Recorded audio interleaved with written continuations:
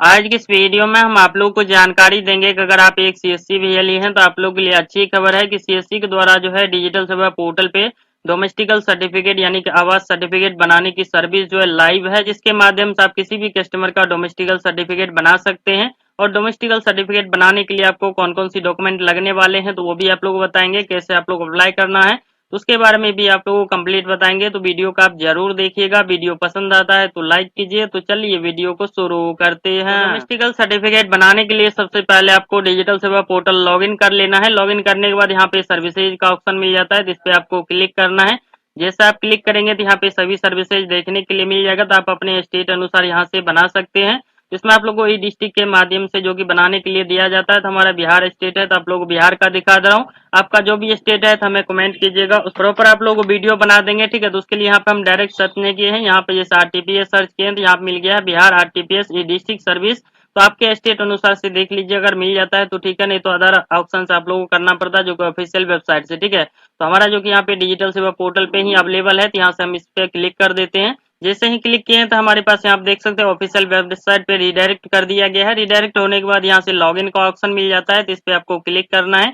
जैसे आप क्लिक करेंगे तो यहाँ पे लॉगिन के लिए आगे बढ़े तो इस वाले ऑप्शन पे हम क्लिक कर देते हैं।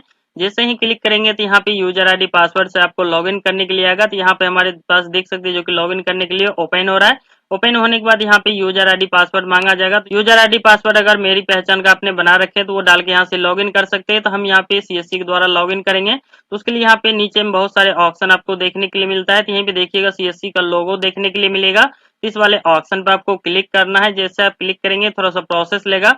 प्रोसेस लेने के बाद यहाँ पे आपका यूजर आईडी पासवर्ड मांगा जा सकता है, तो हमारा जो कि यूजर आईडी पासवर्ड नहीं मांगा है, क्योंकि रिसेंट में ही हमने यहाँ पे डिजिटल सेवा पोर्टल को लॉगिन किए हैं, तो इसीलिए ठीक मांगा जाता है। तो आपको सीएससी का यूजर आईडी पासवर्ड देके आपको लॉगिन करना है। जैसे लॉगिन करेंगे तो फिर आप लोग यहाँ पे ओटीपी आपको मांगा जाएगा, जिसके लिए आपको ऑथेंटिकेशन देना पड़ेगा। तो हम यहाँ पे ओटीपी बेस कर देते हैं, जो भी हमारे डिजिटल सेवा पोर्टल में मोबाइल नंबर लिंक है तो उस पर एक ओटीपी आएगा। ठीक है, उसके बाद यहाँ से नेक्स्ट वाले ऑप्शन पे क्लिक करते हैं।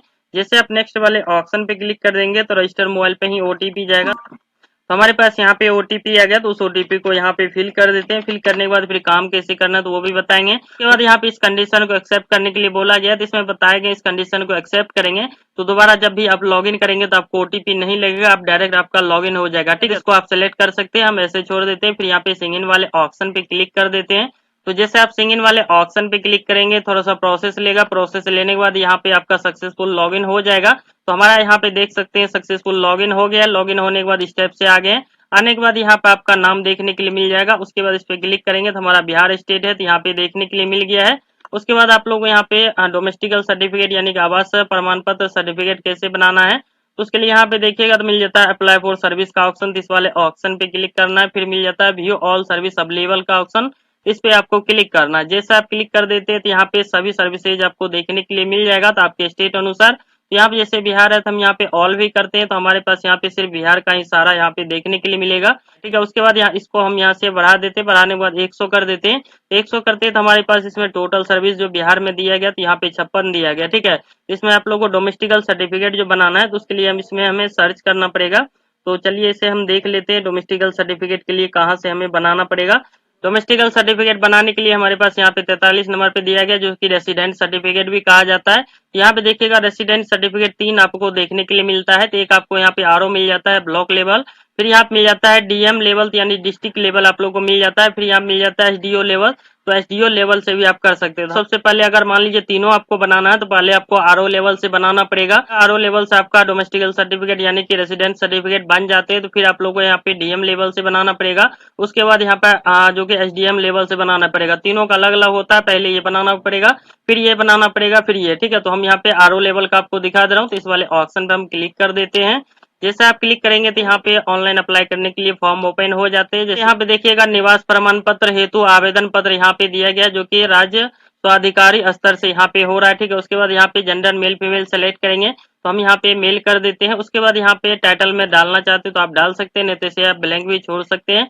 फिर जो भी कस्टमर का नाम रहेगा यहाँ पे पूरा नाम डालना है। जैसे हम यहाँ पे नाम डालते हैं तो यहाँ पे हिंदी में ऑटोमेटिक आ जाएगा। तो चलिए मैं यहाँ पे अपना ही नाम डाल के आपको दिखा दे रहा हूँ। जैसे हमने यहाँ पे डाल दिया, उसके बाद यहाँ पे स्पेस डालना, ठीक है। जैसे यहाँ पे स्पेस डालेंगे तो यहाँ पे ऑटोमेटिक आ जाएगा। उसी टाइप से यहाँ पे फादर नाम जो रहेगा कस्टमर का वो डालेंगे तो यहाँ पे हिंदी में ऑटोमेटिक आ जाएगा। फिर यहाँ पे मदर नाम जो रहता है तो यहाँ पे डालना है, ऑटोमेटिक यहाँ पे हिंदी आ जाएगा। किसी लेडीज का कर रहे हैं तो उसका हस्बैंड नाम यहाँ पे डालना है। अगर कोई लड़की का कर रहे हैं जिसका शादी नहीं हुआ तो इसको ऐसे ब्लैंक छोड़ देना है। फिर यहाँ पे जो भी कस्टमर का मोबाइल नंबर रहता है तो वो मोबाइल नंबर आपको यहाँ पे इंटर करना है। जैसे इंटर करेंगे ओटीपी आएगा, ओटीपी देके वेरीफाई करना है कि आपका मोबाइल नंबर वेरीफाई हो जाता है। फिर उसके बाद कस्टमर का यहाँ पे ईमेल आईडी डालेंगे। उसके बाद यहाँ पे स्टेट सेलेक्ट करने के लिए आता है तो हमारा बिहार स्टेट है तो ऑटोमेटिक यहाँ पे बिहार ही आया है। उसके बाद जो भी जिला रहता है तो यहाँ पे डिस्ट्रिक्ट वो यहाँ पे सिलेक्ट करने के लिए आएगा, तो आप अपने अनुसार से सिलेक्ट कर सकते हैं जो भी कस्टमर का रहता है। उसके बाद यहाँ पे अनुमंडल पूछे जाते हैं तो वो यहाँ पे आपको डालना है। फिर यहाँ पे प्रखंड पूछे जाते हैं, जो भी प्रखंड रहेगा तो यहाँ पे आपको डालना पड़ेगा। फिर जो भी वार्ड नंबर रहता है तो यहाँ पे आपको टाइप करना है। यहाँ पे अस्थायी निवास का प्रकार पूछे गए हैं, ग्राम पंचायत में रहते हैं या विलेज में या नगर निगम में या नगर परिषद में या नगर पंचायत में, तो वो यहाँ पे सिलेक्ट करेंगे। तो हम यहाँ पे ग्रामीण वाले ऑप्शन को सिलेक्ट करते हैं। जैसे ही सेलेक्ट करेंगे तो यहाँ पे ग्राम पंचायत पूछे जाते हैं तो यहाँ पे ग्राम पंचायत सेलेक्ट करेंगे।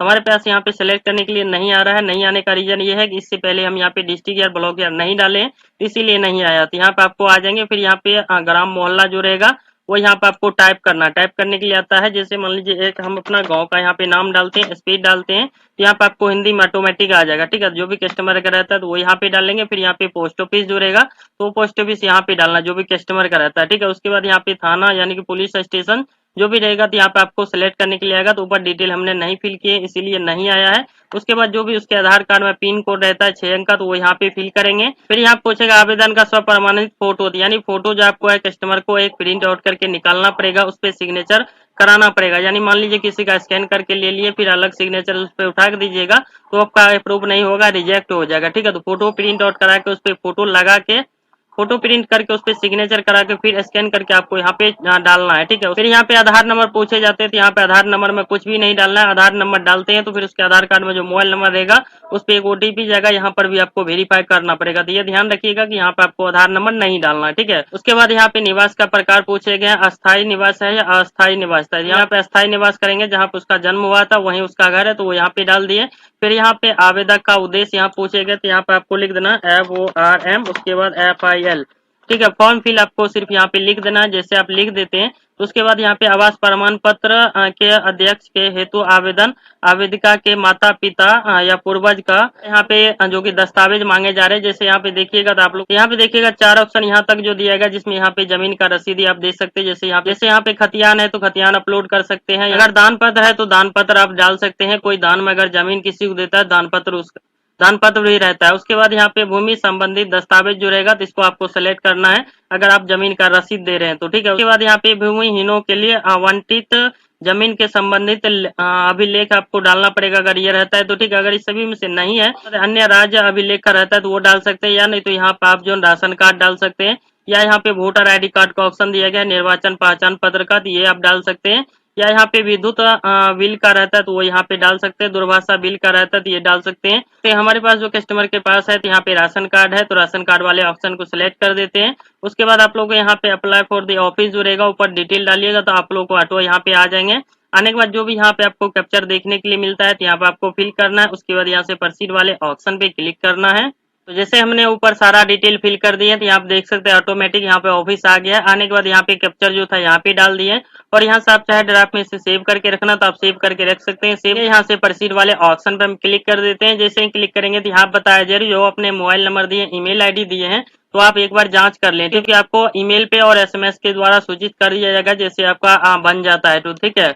उसके बाद यहाँ से हम ओके वाले ऑप्शन पे क्लिक कर देते हैं। जैसे ओके वाले ऑप्शन पे क्लिक करेंगे तो थोड़ा सा प्रोसेस लेगा, पेज पे आ जाएंगे। जैसे हमारे पास स्टेप से आ गया तो यहाँ पे देख सकते हैं सारे डिटेल आ गया। तो इसको ऊपर से आप लोगों को दिखा दे रहा हूँ।